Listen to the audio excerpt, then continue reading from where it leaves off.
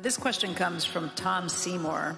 He says the first sentence of a recent Financial Times article read, Charlie Munger has warned of a brewing storm in the U.S. commercial property market, with American banks full of what he said were bad loans as property prices fall.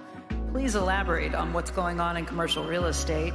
How bad will the losses be, and what sectors or geographies look particularly bad? I'll just add an addendum from another viewer who wrote in and wanted to know if Berkshire would be more active in commercial real estate as a result. Well, Berkshire's never been very active in commercial real estate. It works better for taxable investors than it does for corporations taxed the way Berkshire is.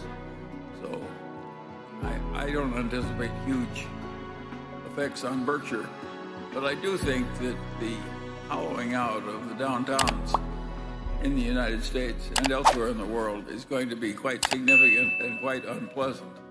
I think the country will get through it all right, but as they say, it will often involve a different set of owners. Yeah, and the buildings don't go away, but the owners do. Well, but most people like to buy with non-recourse in real estate, and one time I asked Charlie, there was some real estate guy we were talking to, and how do they decide how much a building like this is worth? And the answer is it's whatever they can borrow without signing their name.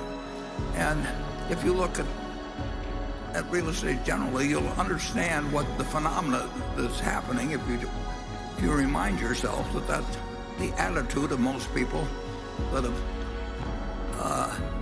become big in the real estate business, and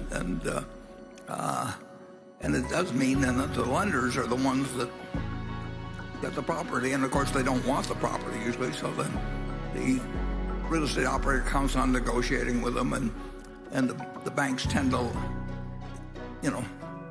extend and pretend, and there's all kinds of activities that arrive out of commercial real estate development, which occurs on a big scale, but it all has consequences, and I think